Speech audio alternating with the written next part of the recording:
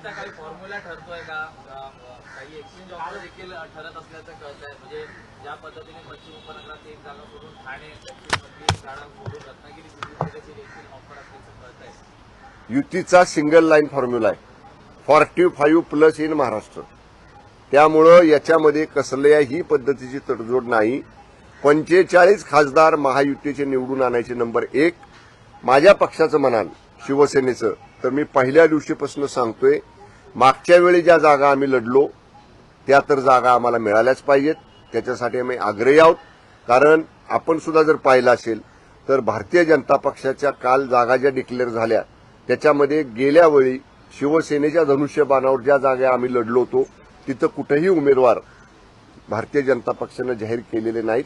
त्यामुळं मी एवढंच पहिल्या दिवशीपासून सांगतोय, माननीय शिंदे साहेबांचं, माननीय फडणवीस साहेबांचं आणि माननीय दादांचं, या तिघांचं या सगळ्या गोष्टीवरती एकमत आहे.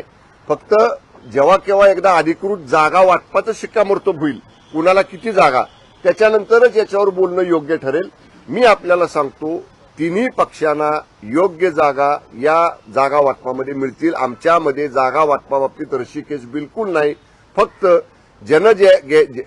ज्या पक्षानं ज्या जागा लढल्या निवडणुकीमध्ये, ज्या निवडून आणल्या, त्याच्यावरती आम्ही ठाम आहे. ठाणे आणि रत्नागिरी सिंधुदुर्ग ज्या दोन जागा आहेत यासाठी शिवसेना आग्रही आहे. त्या संदर्भात काही एक्सचेंज ऑफर करणार आहात का? की ठाणे आणि रत्नागिरी सिंधुदुर्ग हवेत आहेत, त्या जागी काही दुसरी काही? ठाणे हा स्वतः माननीय मुख्यमंत्री एकनाथजी शिंदे साहेबांचा जिल्हा आहे. गेली 2.25 वर्ष त्या जिल्ह्याचा मी पालकमंत्री आहे. शिवसेनेचं संघटन तिथं मजबूत आहे. त्यामुळं एक्सचेंज ऑफरचा प्रश्नच निर्माण होत नाही. परंतु तरी पण मी सांगितलं, आम्ही लहान कार्यकर्ते आहोत, आम्ही लहान आहोत पक्षामध्ये. पक्षाचा अंतिम निर्णय, जागा किती घ्यायच्या, एकाच्या बदल्यात एखादी जागा दुसरी एक्सचेंज करायची का, याचा सगळा अधिकार आमच्या पक्षानं कार्यकारिणी बैठकीत माननीय मुख्य नेते आणि मुख्यमंत्री एकनाथजी शिंदे साहेबांना दिलेला आहे. पण मध्यंतरी आम्ही सर्व मंत्री महोदयांनी माननीय शिंदे साहेबांची भेट घेऊन त्यांना आग्रह केलेला आहे की 2019ला जेवढ्या जागा मिळाल्या होत्या तेवढ्या तरी जागा किमान या शिवसेनेला मिळाल्या पाहिजेत. आणि हा आग्रह भारतीय जनता पक्षाच्या केंद्रीय नेतृत्वाकडे पक्षाच्या वतीनं आपण धरावा, अशी विनंती आम्ही आमच्या मुख्य नेत्यांना केलेली आहे.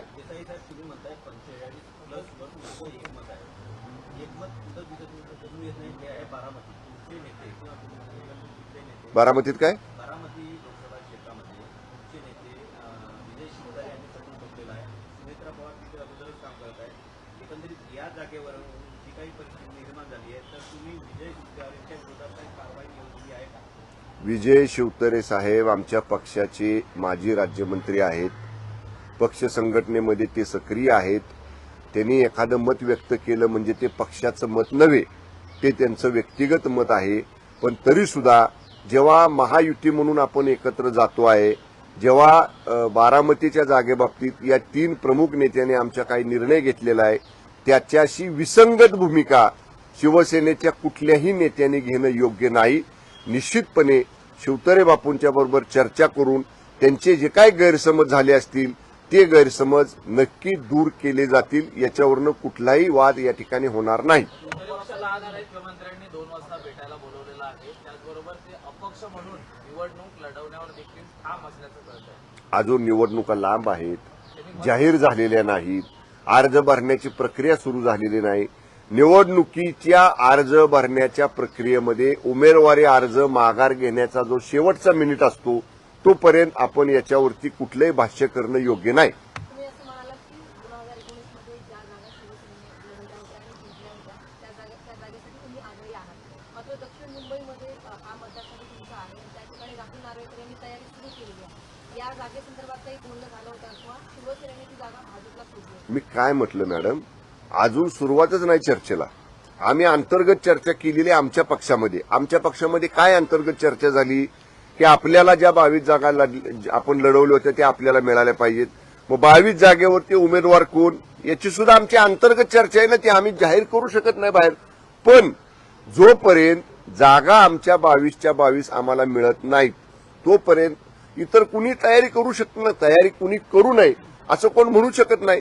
आणि शेवटी मी काय सांगितलं, माननीय शिंदे साहेब, माननीय फडणवीस साहेब आणि माननीय दादा हे तिघजण मिळून इथं बसतील, इथला फॉर्म्युला नक्की करतील आणि मग केंद्रीय नेतृत्वाबरोबर महायुतीचे जे शिरस्त नेतृत्व केंद्रातलं आहे त्यांच्याबरोबर चर्चा करतील आणि अंतिम निर्णय ते घेतील दिल्लीमध्ये. त्या निवडणुकांमध्ये 3 मंत्र्यांना उतरवणारी चर्चा आहे. त्यामध्ये सावंत, श्रीकांत भुजबळ आणि संजय राठोड. भाजपप्रमाणे धक्कातंत्र आपल्याकडे पाहायला मिळणार का? काही 3 मंत्र्यांना लोक धक्का तंत्र असेल तर ते अगोदर सांगायचं नसतं, मग त्या धक्क्याची तीव्रता जाणवत नाही. त्यामुळं जर असं काय आतमध्ये चर्चा सुरू असेल तर मला माहित नाही. ती चर्चा जोपर्यंत धक्का बसत नाही तोपर्यंत कळणार नाही. तर मनसेबरोबर युती होणार याची चर्चा आणि मनसेसाठी एक जागा मुंबईमध्ये सोडली जाणार याची देखील चर्चा. बघा, मी मागं देखील एकदा सांगितलं होतं, माननीय राज ठाकरे साहेबांच्या नेतृत्वाखालचा मनसे हा हिंदुत्ववादी विचार घेऊन पुढे जाणार आहे. माननीय स्वर्गीय बाळासाहेब ठाकरे साहेबांचे विचार, हिंदुत्वाचे विचार हे घेऊन पुढे जाणारा मनसे पक्ष आहे. आज आपण माननीय मोदी साहेबांच्या नेतृत्वाखाली एक हिंदुत्ववादी सर्व पक्ष, शिवसेना असेल, भाजप असेल, आपण एकत्र आलेलो आहोत. त्याच्यामध्ये जर मनसेची भर पडली तर ते मताची विभागणी पुढे टाळली जाणार आहे आणि आपल्या मताच्या विभागणीमुळं इतर लोकांना समोरच्या महाविकास आघाडीतल्या फायदा होऊ नये ही खबरदारी सगळ्यांनी घेतलीच पाहिजे. जर मनसे यायची तयारी असेल तर शिंदे साहेब, फडणवीस साहेब, दादा याच्यावरती एकत्र बसून निर्णय घेतील. पण ते जर येणार असतील तर आम्ही त्यांचं स्वागत करू. ओके, आम्ही हो गया ना हिंदी. उत्तर पश्चिम जो मतदारसंघ आहे, अमोल पेटीकरांना ठाकरे गटाकडनं तिकीट देण्यात आलं आहे. तो मतदारसंघ कुठेतरी भाजप आपल्याकडे येतोय आणि त्या बदल्यात तुम्हाला कल्याणगडला सीट देत आहे आणि त्या अनुषंगाने कल्याण आमचीच आहे, आमच्याकडे काय देत आहे? ठाणे पण आमचीच आहे. इच्छुक आहे भाजप मतदानासाठी आणि त्यांच्यासाठी जागा थोडी जास्त. अहो, कल्याण आमचीच आहे. तुम्ही 22 जागा वाचा ना जरा एकदा. आम्ही गेल्या वेळी जे लढलो होतो ना 2019ला, त्या 22 जागेवर आम्ही ठाम आहे.